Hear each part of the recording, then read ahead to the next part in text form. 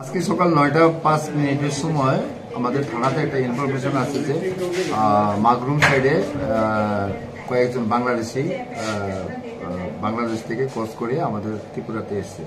তো এই অনুযায়ী আমাদের এখান থেকে পুলিশ যায় এবং ওইখানে যে মাগরুম বিএসএফ ক্যাম্প আছে, বিএসএফ ক্যাম্প তাদেরকেও ইনফরমেশন দেওয়া হয় এবং জয়েন্টলি গিয়ে ওইখান থেকে আমরা 3জন লোক, একটা জায়গাতে 3জন লোককে পাই।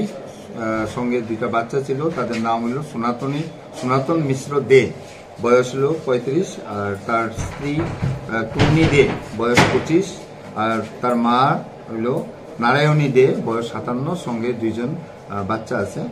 তো তাদেরকে আমরা উঠিয়ে আনি, তারা বাংলাদেশ থেকে ক্রস করে ত্রিপুরাতে এসছে। তো এখন আমাদের আইনগত যে পদক্ষেপ আছে এটা আমরা নেব, তাদের বিরুদ্ধে মামলা হবে এবং আমরা কোর্টে পাঠাবো তাদের। Thank you sir.